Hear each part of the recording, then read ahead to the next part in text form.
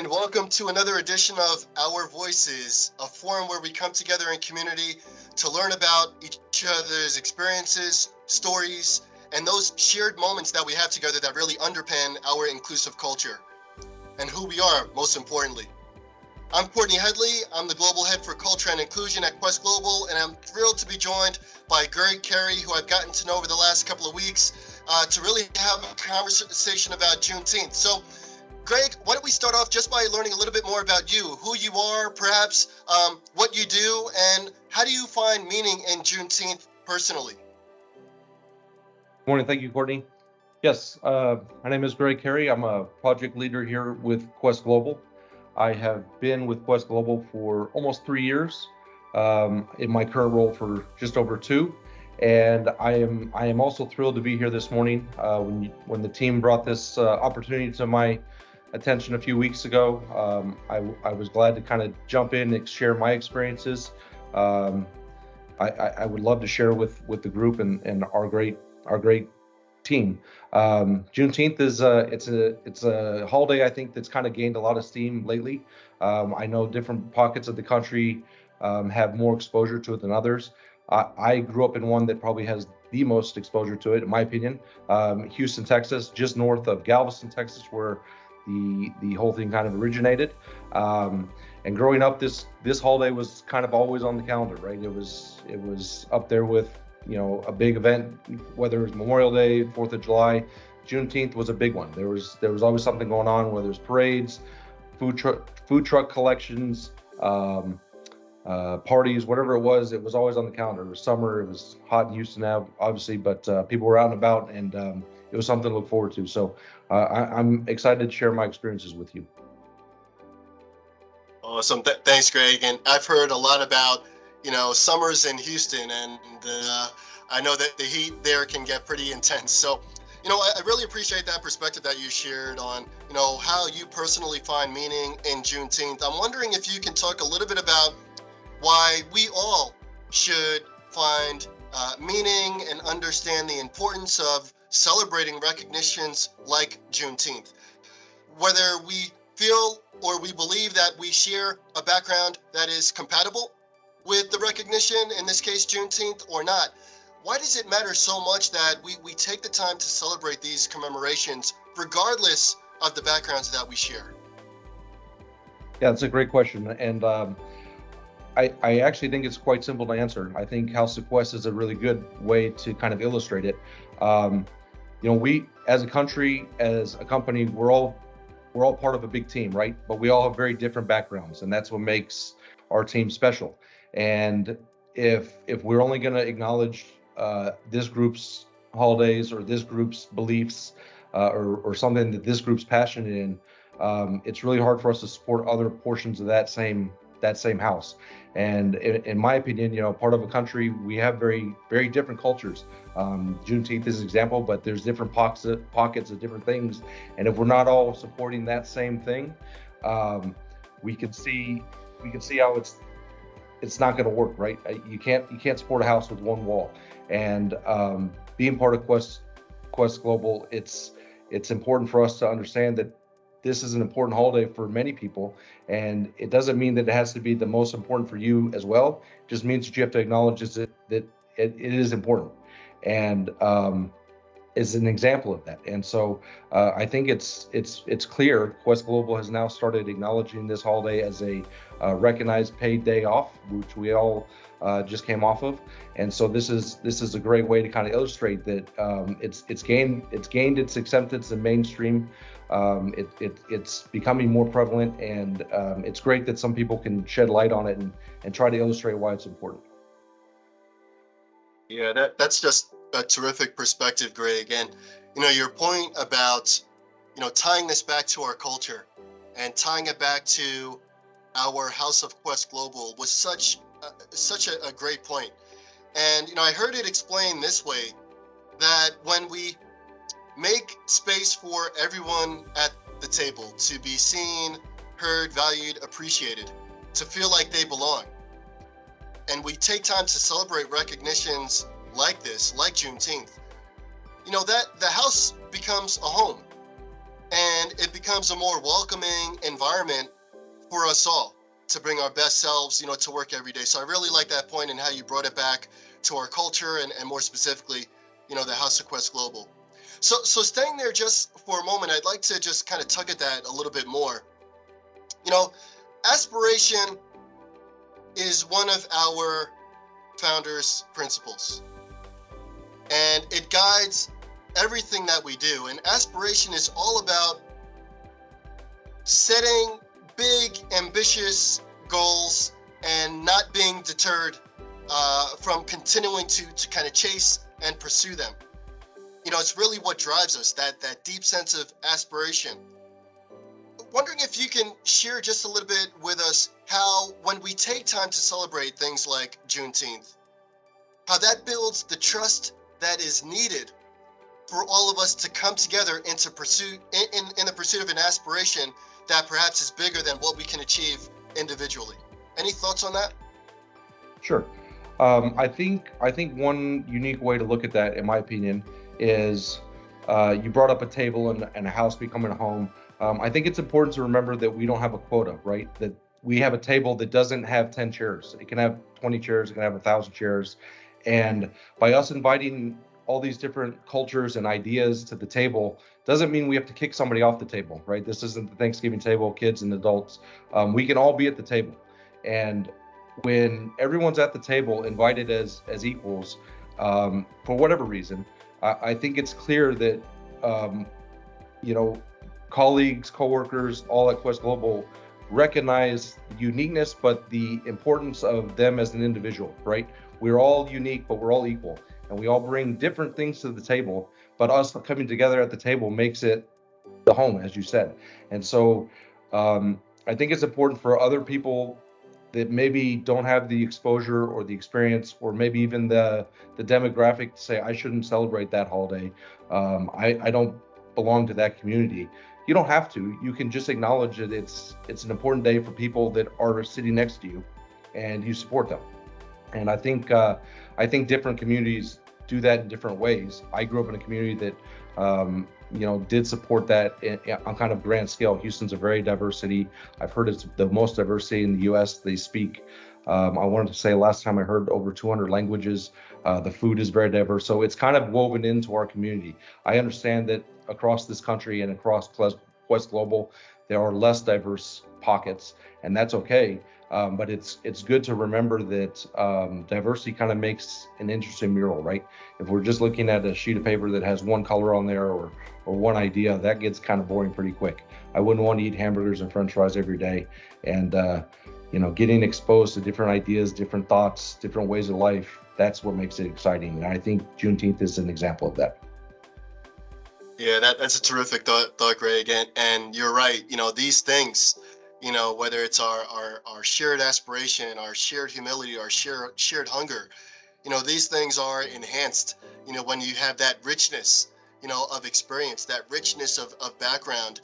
And it just unlocks, that untapped potential that really thrives in the organization. So I really like, how you tied it all together, and why this matters so much. So staying there just for a moment, I'd like to just talk about it a little bit more and tease it out. Humility is another one of our founders' principles. And humility is about openly admitting and acknowledging when we make mistakes or we don't get them right, and doing so in a way that is generous, in a way that spreads those learnings with others for the betterment of everyone. I think in order for us to actually demonstrate that, a big part of being humble is in one's willingness to listen and welcome perspectives that perhaps are very different from their own, different, diverse perspectives. If we can stay there just for a moment, why does that matter? And again, how does that just enhance our shared humility as an organization when we create that space, when we take time to listen with empathy, when we take time to recognize Juneteenth and other holidays? How does that foster a more more humble environment, just where we're more open to receiving and listening to, and being more inviting to ideas and perspectives that may be very different from ours. Yes, you're 100% correct. And we see it a lot in Hollywood. We see it in movies and TV, where, two people are at odds because they have a very different opinion on X and Y, whatever it is. It's the same old story. And then usually what happens, a crisis comes up and they start working together. And what do they realize? Hey, me and you are almost exactly the same. We have a ton of the same interests, goals, likenesses, whatever. And then they become best friends at the end of the movie, end of the show, whatever. I would probably gather that most people have felt that same way at some point in their life, whether it's on a team at Quest Global, maybe another company. Sports team is a really big one. That's where I remember first feeling it, at a very young age. Everybody's different. There's bigger kids, smaller kids. They look different than you. And you get on a team and and it's like the military, right? They kind of break you at the beginning and break you down to your core, that we're all humans. We're all going for the same goal. And once you can see that, the rest of the stuff kind of just falls off into the peripherals, and you realize me and the person next to me are very alike. And I think something like this podcast that you're doing is a great way to kind of do that. I think it's a great way to bring different views, different walks of life together to show, hey, you don't have to be part of this community to realize A, its importance, but B, that you can also partake in it. You're not required to, if it's something you don't want to do, that's okay too. But it is a good opportunity to kind of go out and learn about something that you might not know existed, or hey, I'd like to learn some more history on that. And these type of things really hammer home how easy it is to take the first step, be humble, know that you might not know something about it. And it's okay. You don't have to know when you jump in. You don't know what you're going to find. And do some research, and then you come out on the other end saying, that's pretty cool. I'm glad I learned about that today or this year. Or I went to this group's, whatever it is. I think this is a great example of that. Yeah, I think that, again, just some really, really great points that you're sharing with us. And I want to just explore that a little bit more. And you said a couple of things that triggered my thoughts on this topic. And a lot of what you described, for me, it comes down to one word. It's all about allyship, and how we all have the opportunity every day to step into that power that we have as allies to someone else who may share a very different background, someone else who may not look, sound, talk like us, all of those different dimensions of one's diversity. And I'd like to ask, I would ask you to kind of complete this thought for me with whatever comes to mind. And I think you touched on some things that just underscore what it means to be an ally. But if I can just get from you, an ally is someone who, and then I would ask you just to fill in the blank with whatever key attributes or characteristics come to mind for you. Sure.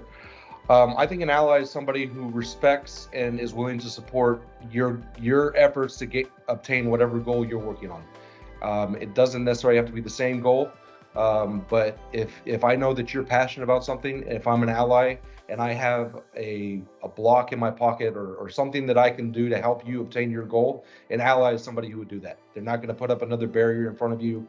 They're not going to make it more difficult for you to go around. They're going to say, hey, any way I can give you a boost, or can I contribute in any way, whether it's listening, financially. It's a long list, and it depends on the situation. But an ally is somebody who helps you get to the goal you're personally trying to obtain. Yeah, absolutely. And you said something earlier ago, just a few moments, where you talked about the importance of an ally is someone who asks the questions, right? And they ask the questions to understand. So curiosity, would you agree, is like a good characteristic of someone who truly is an ally, is someone who knows that, hey, I may not know everything on a certain topic. I may not share the same background as you, but I will ask, well-intentioned questions. Right. To help me understand. Right. So would you say curiosity is a big part of one's allyship? I would say it's a huge part, and I think it falls a lot under humility, which we touched on. But you have to have the humility to want to ask those questions, right? Because you're putting yourself out there that if I ask a question, everyone does it. am I going to look dumb for asking something that maybe everyone else in the room knows? And we've heard it a million times. There's no dumb questions. There's no question that's not worth asking. But you do have to really, put yourself out there to ask some of these questions, especially if it's a movement or a community or a lifestyle that you have no idea about. There's plenty of those for me at least. And the only way you would kind of get in to understand those, you got to ask questions. And it doesn't matter if you're going to start at block 0 or block 10. Everyone's at a different progression. But you might need to ask a really, really simple question that you think, oh man, I don't know if I want to ask that. But you got to be humble. You got to know that that's okay to ask. And curiosity is kind of what pushes you, I think, to get there. Yeah, I think, I really like your thoughts on that. It's the curiosity. I think something else that you said too is, part of being an ally is being vulnerable to some degree and 100%. kind of putting yourself out there in a way that is, constructive and well-intentioned, but it means that you may not get everything right every time. You may fumble your way through a question and wanting to understand more of someone's background, or you may say something that is just not worded the way that you intended it to be, but it's all well-intentioned. But I think a lot of what you said, it comes back to a person's willingness to be vulnerable in those moments. Yeah, I'll even take it a step further. I think it's okay to realize you may even miss it the first time or second time that you kind of go out and look into, I'd like to learn more about Juneteenth. And you may think it's something totally different the first time until you come back around to it, or you meet somebody else that knows a lot more about a specific portion of it. And it's okay to miss too. It's okay to have the wrong impression after a quick call or a quick discussion, or hey, I went out to a parade and man, that's not what I thought this was about. It's okay to have a reaction, even if it's not the right reaction. And so I would say it's a process, right? It's okay to change what you think you learned from the first batch of questions as you get further along. You probably will, to be honest. Yeah. So I love it. And it makes me think of one of our culture pillars, continuous learning. 100%. Right? And isn't that such an important aspect of one's allyship, is that realization, again, tying it back to the humility, tying it back to, continuous learning, but it's the realization that, hey, I don't know everything, but I can certainly ask the right questions to gain that understanding until I learn more about it, and then ask another set of questions, right? So I think it all ties together. I like how you put that. So this sounds really nice, right? These terms that we're using, allyship, advocacy, being vulnerable, being curious, these are all really nice things to hear ourselves say. But why does allyship matter? How does it create a more inclusive work environment? How does it create a space where we all feel included, we feel like we belong, we feel welcome to bring our best ideas forward to solve the hardest problems and challenges of the day?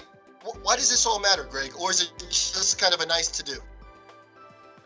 No, I don't think it's a pie in the sky type thing. I think that it's something that we can aspire to and obtain. It's a work in progress, of course, but I think we can all relate that at some point in our career or a personal relationship or part of a team, there's been a time where there's been some friction and productivity dips or plummets depending on the friction.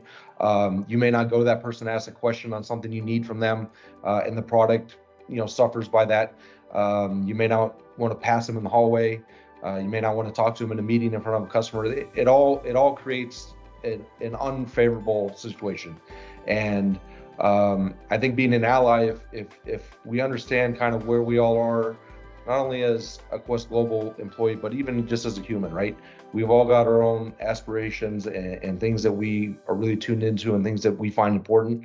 Having a good pulse of those and understanding that that's a subject that they are fiercely pro or fiercely against, just understanding that those exist and being cautious around those makes yourself an ally, right? You, like we talked about, you put yourself in the ship with them, understanding where they're aimed.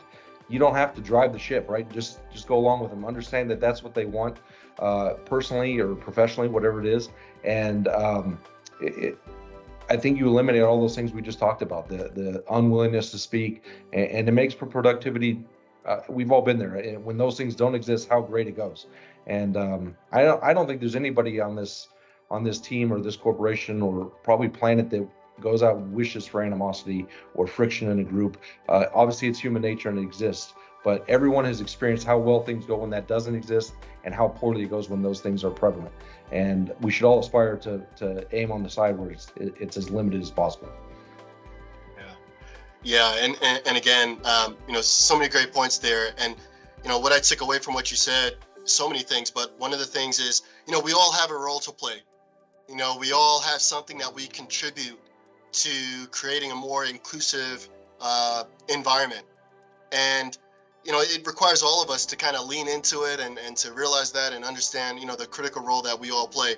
So just to kind of build on that a little bit more and really make it actionable for our participants and anyone else that is kind of, watching this, what are some specific things we all can do to create just holistically a more inclusive, welcoming environment that is really rooted in respect, rooted in belonging? What are some like very tangible, practical things we all can do? Yeah, I think obviously that's a broad question. I think everyone's got a different bandwidth on what they can and cannot accommodate or participate in. I think a very easy starting point would be Quest Global puts these things out periodically. If you don't know, do something as simple as go on Google and type in what is Juneteenth, what is the significance of Juneteenth.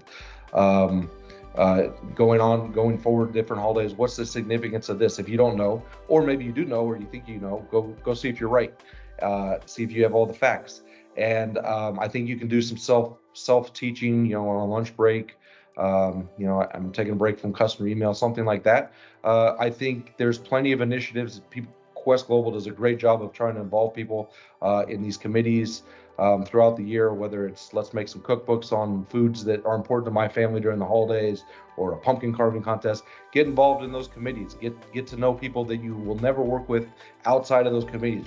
I've done them in the past where people are on those teams from other countries that I would never have had interaction with before. So those are promoted by Quest Global, highly recommended. So if you have the ability to do those, I would recommend it. And then, on a personal level, if you live in a community that has these things going on, go out and participate in it. Go to a restaurant that, has something unique to that holiday, or if there's a parade in your town or a gathering. I've seen signs already in my neighborhood for weeks about they're going to have a gathering to celebrate Juneteenth. Maybe you went to those over the weekend. It just depends. Each individual is different. There's no right or wrong reason. You can take as big or small step as you'd like, but I think there's a lot of avenues to do it comfortably. Welcome. And I know just in your intro you shared with us, a little bit about how you've celebrated in the past and what you remember, as you were, growing up, and the food trucks and things like that. But is there a single experience or celebration that you can recall just as you reflect back that you really enjoyed, from a Juneteenth standpoint, or that it just really sticks with you to this day? Any specific memory or moment or best moment that you can think of? Anything in your past? Yeah, I have two. One is a lighthearted one, food truck related. I wish I knew the name. I probably couldn't pronounce it if I did. But there's a very specific donut from the Ivory Coast that one of these food trucks made, and to this day, it's still the best donut I've ever had. And I obviously don't know where that food truck is anymore or how to order that item. But if I saw it, I would use all the cash in my pocket to buy what they had, because they were excellent. And so if I could get back, I would have never known, right? That food truck came out for this specific holiday. I wouldn't have gone to a restaurant with that type of food just on a whim. So who knew I liked that type of donut? They're great. The other one that's a little more somber, I think, I was playing golf on actual Juneteenth many, probably decades ago. And I remember a parade coming by for Juneteenth. I totally forgot it was Juneteenth. It wasn't, July 4th is an easy one, right? Everyone knows that date's coming up. Juneteenth, if you're looking for it, you remember. But we were playing golf, and I remember a local parade came by, and I remember looking at it thinking this was an odd-looking parade because it's different than every other parade in the sense that the celebration was so over the top. They were so happy to be in this moment with their colleagues, and they were on flatbed trailers with drum sets. I've never seen that before. Not very safe, I would say, some of the stuff I saw, but the exuberance they were demonstrating really hammered home to me that it was so important to this group of people that day, that they didn't care what others thought or if you even partake. They were just out living in the moment that was important to them. And I remember at the time thinking, that's a good takeaway from this, that we all got something that we're adamant and passionate about. May not be the same thing, we touched on a bunch, right? But recognizing that people have different things that are priority 1A in their life, and if we have the humility to ask them, hey man, what's going on with this, or hey, would you mind telling me a little bit more about that tradition that you've talked about, I think it would be a better place. And I just remember feeling that I must be missing something there because they were so into it that I would like to learn more about it. Awesome. Yeah, and I think some terrific points there. So as we start to round out the conversation, you know, a couple of things came up just in you sharing your experience. And Juneteenth, you know, there's so much richness of tradition and history and remembrance that comes along with it. And food, as you've highlighted, is a big part of how Juneteenth is celebrated and remembered. So I'm wondering if is there a go-to meal? If you were to say, hey, this would be my go-to Juneteenth meal, what would it be? Yeah, I think I'd go back to the donuts. If I could figure, I might have to go on Google after this, and I'd be happy to share it with you and the group if I find it. But I probably can't make them, so I'm back to hopefully that food truck comes around again. But the donuts are great, but the food in general, you know, I watch a lot of cooking shows too. The flavor is just different, right? Everyone's got their own thing, but the flair, the big bold flavors of spices that we might not use or you know, proteins we might not use, they're all there. And so I would say for me it was the donuts, but for you maybe something different. There's a lot of different things out there. I would challenge you to go out and try something new. Start small. You know, I started with a donut because I thought it was only a few ingredients, and I know I like sugar and flour. I'd probably do that one. And but I ended up trying a lot of different things, and they're all great. So yeah, the donuts for me, but that's not to say that's the best one for sure. There's probably a lot out there I haven't tried that may skyrocket to 1A if I ever get my hands on type thing. So awesome. So on that note, not only am I just incredibly hungry, Greg, yep, but I think that's the perfect way to end the conversation. Greg, I want to extend, you know, my thanks for your participation in today's conversation. Extend my thanks as well for really role modeling and demonstrating your allyship. I'd like to recognize all of our participants, everyone who has kind of taken the time to listen. I thank you for your time, and we look forward to welcoming you back into a future conversation down the line. So on that note, I wish everyone a happy Juneteenth, and we'll talk again soon. Thanks, Greg. Thank you, Courtney.